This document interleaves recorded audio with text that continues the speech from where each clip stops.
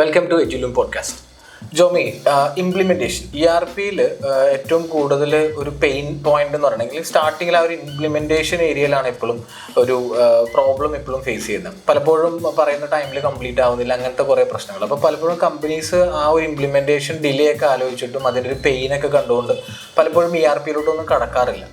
എജുലൂം പ്രോയിൻ്റെ ഒരു implementation process എങ്ങനെയാണ്? ശരിക്കും ഇംപ്ലിമെൻറ്റേഷൻ ടൈമിൽ കുറച്ചധികം കാര്യങ്ങൾ ശ്രദ്ധിക്കേണ്ടതുണ്ട്. ആദ്യത്തെ ഒരു കാര്യം എന്ന് പറയുന്നത് എക്സിസ്റ്റിംഗ് ഒരു ERP ഉണ്ടെങ്കിൽ എങ്ങനെ ഡാറ്റ മൈഗ്രേഷൻ നടത്തും എന്നുള്ളതാണ്. അപ്പോൾ എക്സിസ്റ്റിംഗ് ഒരു ERP ഉണ്ടെങ്കിൽ അവരതിനകത്ത് യൂസ്ഡ് ആയിരിക്കും. ചിലപ്പോൾ മാനേജ്മെൻറ്റ് ലെവലിൽ നോക്കുമ്പോൾ അതിനകത്ത് പല പെയിൻ പോയിന്റ്സും സാറ്റിസ്ഫൈ ചെയ്യുന്നുണ്ടാവില്ല. അതുകൊണ്ടായിരിക്കും പുതിയൊരു ERP-ലോട്ട് അവർ മാറാൻ ഉദ്ദേശിക്കുന്നത്, മൈഗ്രേഷൻ അവർ ഉദ്ദേശിക്കുന്നത്. ഞാൻ പലപ്പോഴും നമ്മുടെ ഈ സെയിൽസ് ആസ്പെക്റ്റിൽ പലപ്പോഴും നമ്മൾ ERP-യുടെ കാര്യങ്ങൾ പോയി പ്രസൻറ്റ് ചെയ്തതിന് ശേഷം നമ്മൾ ആ സെയിൽസിൻ്റെ ഒരു ക്ലോസിങ് സ്റ്റേജിലോട്ട് എത്തുമ്പോൾ പലപ്പോഴും ബിസിനസ് ഓണേഴ്സായിട്ടായിരിക്കും നമ്മൾ സംസാരിക്കുന്നത്. അപ്പോൾ പലപ്പോഴും അവർ പറയുന്നതെന്ന് വെച്ചിട്ടുണ്ടെങ്കിൽ എംപ്ലോയീസ് ഭയങ്കര റിലക്റ്റൻ്റ് ആണ്, അവർക്കൊരു പുതിയ ഇതിലോട്ട് മൈഗ്രേറ്റ് ചെയ്യുന്നതിനെ കുറിച്ചിട്ട് ഭയങ്കര ഒരു റിലക്റ്റൻ്റ് ആണ്. അപ്പോൾ പലപ്പോഴും ഈ ഒരു ERP വന്നു കഴിഞ്ഞാൽ ചിലപ്പോൾ അത് യൂസ്ഫുൾ ആവാൻ സാധ്യതയില്ല. ഇങ്ങനെ ഒരു പ്രോബ്ലം എപ്പോഴും നമ്മൾ ഫേസ് ചെയ്യുന്നതാണ്. ഉറപ്പായിട്ടും അങ്ങനെ ഉണ്ടാവും. അത് ചെയ്യുന്ന കാര്യം വെച്ച് കഴിഞ്ഞാൽ അവരൊരു ഡെയിലി ആക്ടിവിറ്റി ആയിരിക്കും ചെയ്തുകൊണ്ടിരിക്കുക. ചിലപ്പോൾ ഒരു സൊല്യൂഷനിലേക്ക് എത്താൻ വേണ്ടിയിട്ട് അവർ ചിലപ്പോൾ ഒരു 10-15 സ്റ്റെപ്പിലൂടെ ആയിരിക്കും എന്ത് വരിക, ആ ഒരു എന്താ പറയുക, ആ ഒരു സൊല്യൂഷനിലേക്ക് എത്തുന്നുണ്ടാവുക. പക്ഷേ നമുക്ക് എന്ത് ചെയ്യാൻ പറ്റും, ആ ഒരു കാര്യത്തിനെ നമുക്ക് സിംപ്ലിഫൈ ചെയ്ത് കൊടുക്കാൻ പറ്റും. പക്ഷെ നമ്മൾ ആ സിംപ്ലിഫൈഡ് സൊല്യൂഷൻ അവർക്ക് കൊടുക്കുന്ന സമയത്ത് ചിലപ്പോൾ അത് അവർ അക്സെപ്റ്റ് ചെയ്യണമെന്നില്ല. പക്ഷെ അവിടെ നമുക്ക് മാനേജ്മെൻറ്റ് ലെവലിൽ ചിന്തിക്കുന്ന നേരത്ത് നമുക്ക് അതിനകത്ത് കിട്ടുന്ന ഒരു ബെനിഫിറ്റ് എന്താണെന്ന് വെച്ച് കഴിഞ്ഞാൽ ടൈം നമുക്ക് നല്ല രീതിയിൽ സേവ് ചെയ്യാൻ പറ്റും. ഒരു പക്ഷേ റിസോഴ്സ് പോലും നമുക്കതിന് സേവിങ്ങിലോട്ട് പറ്റും.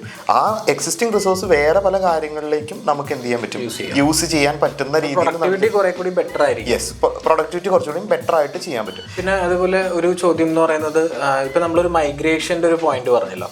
അപ്പോൾ ഈ മൈഗ്രേഷൻ പോയിന്റ് എന്ന് പറയുന്നത് ആസ് എ കമ്പനി, അതായത് ഒരു ERP സെല് ചെയ്യുന്ന ഒരു കമ്പനീനെ സംബന്ധിച്ചിടത്തോളം ഒരു ഡേഞ്ചർ പോയിന്റ് ആണ്. അതായത് നമ്മളുടെ ഒരു പ്രൊഡക്റ്റ് ഒരു സ്ഥലത്ത് റൺ ആവുന്നു, അതിനെ റീപ്ലേസ് ചെയ്ത് വേറൊരു പ്രൊഡക്റ്റ് വരുന്ന ഒരു സിറ്റുവേഷൻ, അത് പലപ്പോഴും എന്തുകൊണ്ടാണ്? മൈഗ്രേഷൻ എപ്പോഴും പറഞ്ഞു കഴിഞ്ഞാൽ ഒരു സർജറി പോലെ തന്നെയാണ്.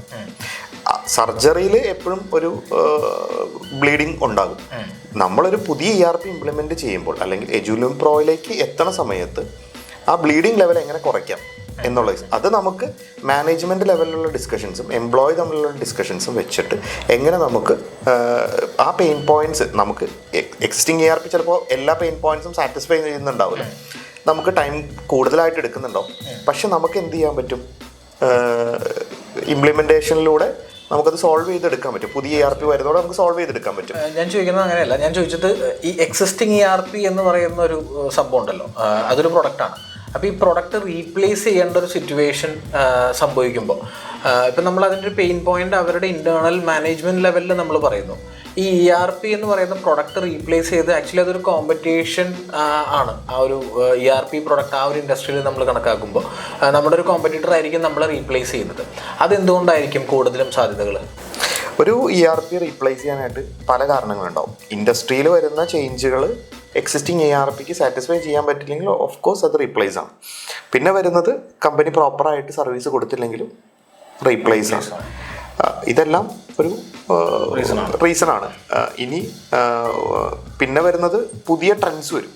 അതായത് ഇപ്പോൾ എഡ്യൂക്കേഷൻ ഇൻഡസ്ട്രിയിൽ പുതിയ ട്രെൻഡ് സംഭവിച്ചത് അല്ലെങ്കിൽ പുതിയൊരു ഇംപ്ലിമെൻറ്റേഷൻ സംഭവിച്ചത് നാഷണൽ എഡ്യൂക്കേഷൻ പോളിസിയായിട്ട് ബന്ധപ്പെട്ട് 4-year പ്രോഗ്രാംസ് നമ്മുടെ ഇവിടെ ഇംപ്ലിമെൻ്റ് ആയി.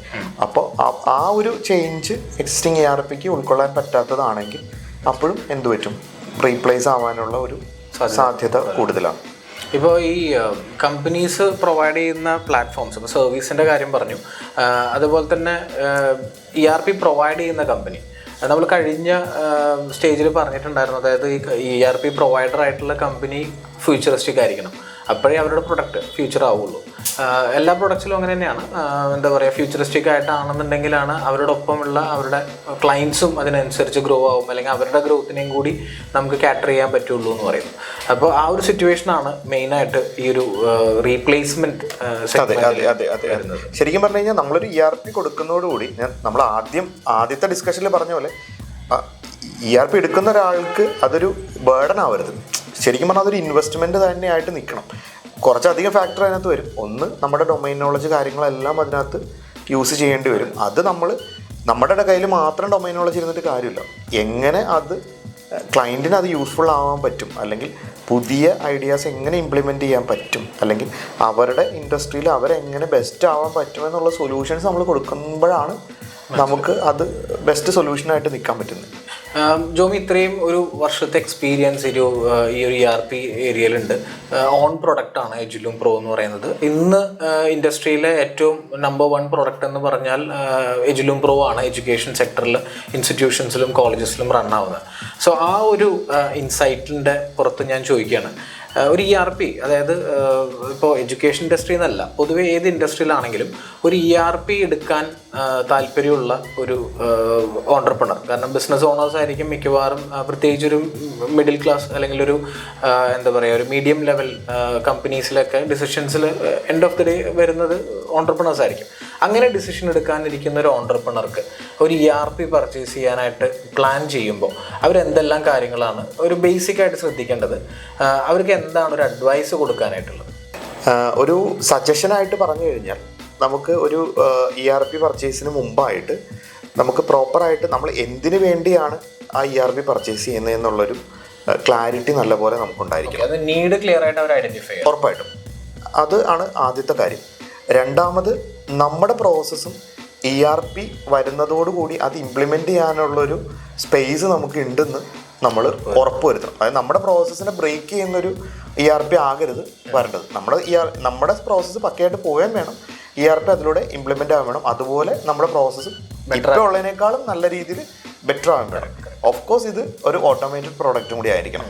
അതായത് നമ്മൾ ഇപ്പോൾ ഒരു മാനുവൽ ആയിട്ട് ഒരു കാര്യങ്ങൾ ചെയ്യാതെ എല്ലാ കാര്യങ്ങളും ഓട്ടോമേറ്റ് ചെയ്ത് എഡ്യൂക്കേഷൻ ഇൻഡസ്ട്രിയിൽ ഓട്ടോമേറ്റ് ചെയ്ത് വരുന്ന രീതിയിലുള്ളൊരു പ്രോസസ്സ് അതിനകത്ത് ഉണ്ടായിരിക്കണം എന്നുള്ളതാണ്. പിന്നെ ഒരു കാര്യം ചെയ്യേണ്ടതെന്ന് പറഞ്ഞു കഴിഞ്ഞാൽ, ഒരു ERP പ്രൊവൈഡറുമായിട്ട് നല്ല രീതിയിലുള്ളൊരു ഡിസ്കഷൻ നടന്നിട്ടുണ്ടാവണം. അവരുടെ ഫീച്ചേഴ്സ് കൃത്യമായിട്ട് മനസ്സിലായിട്ടുണ്ടായിരിക്കണം എന്നുള്ള കാര്യം. പിന്നെ നമ്മുടെ പ്രോസസ്സും ആ ERPയുടെ ഫീച്ചേഴ്സും നമ്മൾ മാച്ച് ആവുന്നുണ്ടെന്നും കൂടി ഉറപ്പ് വരുത്തേണ്ട ഒരു കാര്യമുണ്ട്. ചിലപ്പോൾ വേറൊരു ഇൻസ്റ്റിറ്റ്യൂഷനിൽ അത് പ്രോപ്പറായിട്ട് കൊടുത്തിട്ടുണ്ടാവും, അവരുടെ പ്രോസസ്സ് അതുമായിട്ട് മാച്ച് ആയിരിക്കാം. അങ്ങനെ ഒരു കാര്യമുണ്ട്. അല്ലെങ്കിൽ അവരുടെ മാനേജ്മെൻറ്റ് സ്റ്റൈല് ആ രീതിയിലായിരിക്കാം. ചിലപ്പോൾ ഒരു കോളേജിൽ അത് സെറ്റായിരിക്കാം, പക്ഷെ നമ്മുടെ അടുത്തേക്ക് വരാൻ നേരത്ത് ചിലപ്പോൾ നമ്മുടെ പ്രോസസ്സും നമ്മുടെ ഒരു സ്റ്റൈലും ആയിരിക്കില്ല ഇംപ്ലിമെൻറ്റേഷനിലേക്ക് വരിക, അല്ലെങ്കിൽ നമ്മുടെ ആ പ്രൊഡക്റ്റിലോട്ട് വരിക. അപ്പോൾ ആ ഇംപ്ലിമെൻറ്റേഷൻ അല്ലെങ്കിൽ ആ ഒരു പർച്ചേസ് ഫെയിലിയർ ആവാനുള്ള ഒരു സാധ്യത ഉണ്ട്. പിന്നെ ഇപ്പോൾ ഉള്ള ഒരു കാര്യം എന്ന് പറഞ്ഞു കഴിഞ്ഞാൽ, നമ്മൾ നേരത്തെയും പറഞ്ഞേക്കുന്ന കാര്യം തന്നെയാണ്, എല്ലാ ഇൻസ്റ്റിറ്റ്യൂഷൻസും ഓട്ടോണമസ് ആകുകയാണ്, അല്ലെങ്കിൽ എന്ത് കാര്യവും ഓട്ടോണമസ് ആകുകയാണ്. അപ്പോൾ ആ ഓട്ടോണമസ് എന്നുള്ളൊരു സ്റ്റാറ്റസിൽ എത്തിയതിന് ശേഷം ERPനെ പറ്റി ആലോചിക്കുകയും അതിൻ്റെ ഡിസ്കഷനിലേക്കും പോകാതെ നമ്മൾ ഒരു ഓട്ടോണമസ് സ്റ്റാറ്റസിലേക്ക് എത്താൻ പോവുകയാണ്. നമ്മൾ ഏറ്റവും ആദ്യം ചിന്തിക്കേണ്ടതും ആ ഒരു ഓട്ടോണമസ് ആവാൻ പോവുകയാണ്, എങ്ങനെ ഓട്ടോമേഷൻ പ്രോപ്പർ ആക്കാം എന്ന് പറയുന്ന ഒരു കാര്യം കൂടി അവിടെ അറ്റ്ലീസ്റ്റ് 1 year മുമ്പ് എങ്കിലും നമ്മളത് റണ്ണായി തുടങ്ങണം. എന്നാലാണ് ആ ഓട്ടോണമസ് സ്റ്റാറ്റസ് എത്തിക്കഴിയുമ്പോൾ നമുക്കിത് പ്രോപ്പറായിട്ട് കണക്ട് ചെയ്ത് എല്ലാ ലെവലും നമുക്ക് ഇംപ്ലിമെൻറ്റേഷൻ പ്രോപ്പറാക്കാൻ പറ്റുള്ളൂ. അപ്പോൾ ഡിലേ ചെയ്യാതിരിക്കുക. വൺസ് ഇതിനകത്ത് എൻറോൾ ചെയ്യാനുള്ളൊരു ലെവലായി കഴിഞ്ഞാൽ, അല്ലെങ്കിൽ നമ്മുടെ ഡിസ്കഷൻസും എല്ലാം ഓക്കെയാണ്, പ്രൊഡക്റ്റ് മാച്ചിങ് ആണ്, എല്ലാം ആണെങ്കിൽ നമ്മൾ ഡിലേ ആക്കാതിരിക്കുക. സ്റ്റാറ്റസ് കിട്ടിയിട്ട് അപ്ഗ്രേഡ് ചെയ്യാം എന്നതിനേക്കാൾ ഉപരി അപ്പോൾ നമുക്ക് ഇംപ്ലിമെൻറ്റേഷൻ കുറച്ചും കൂടി സ്മൂത്താക്കി എടുക്കാൻ നമുക്ക് സാധിക്കും. Okay, so I think Jomy, എനിക്ക് ഇതിൽ നിന്ന് മനസ്സിലായ ഒരു മെയിൻ പോയിന്റ് എന്ന് പറയുന്നത്, ഇപ്പോൾ ഓട്ടോണമസ് ആവുന്ന ഒരു കോളേജ് എന്ന് വെച്ചാൽ നീഡ് ഓൾറെഡി അവിടെ ക്ലിയർ ആണ്, അവിടെ സ്പെസിഫൈഡ് ആണ്, ഇനി അതിൽ വേറെ കൺഫ്യൂഷൻസ് ഇല്ല. അപ്പോൾ അതിന് വേണ്ടിയിട്ട് അറ്റ്ലീസ്റ്റ് ഒരു 1 year മുമ്പെങ്കിലും ആ പ്രോസസ്സിലോട്ട് കടക്കുകയും അതിന് വേണ്ടിയിട്ട് അതിൻ്റെ നീഡുകളും ഇപ്പോഴത്തെ പ്രസൻ്റ് ആയിട്ടുള്ള സിസ്റ്റത്തിൻ്റെ പോരായ്മകളും അല്ലെങ്കിൽ ഇനി അപ്ഗ്രേഡ് ആവേണ്ട കാര്യങ്ങളുമൊക്കെ ആദ്യം തന്നെ ഐഡൻറ്റിഫൈ ചെയ്തിട്ട് ഒരു പ്രോപ്പർ ERP കമ്പനീനെ അപ്രോച്ച് ചെയ്ത് കാര്യങ്ങൾ ഡിസ്കസ് ചെയ്തിട്ട് അറ്റ്ലീസ്റ്റ് ഒരു 1 year മുമ്പെങ്കിലും അവർ ഈ പ്രോസസ്സിലോട്ട് മാറി സിസ്റ്റം റണ്ണായി വരുമ്പോൾ അവർക്ക് കുറേ കൂടി സ്മൂത്തായിട്ട് വൺസ് ഓട്ടോണമസിലേക്ക് കടക്കുമ്പോൾ റണ്ണിങ് എഫക്റ്റീവ്ലി പോകുന്നതായിരിക്കും. Okay, alright. So thank you so much. നമുക്ക് മറ്റൊരു എപ്പിസോഡിൽ മീറ്റ് ചെയ്യാം.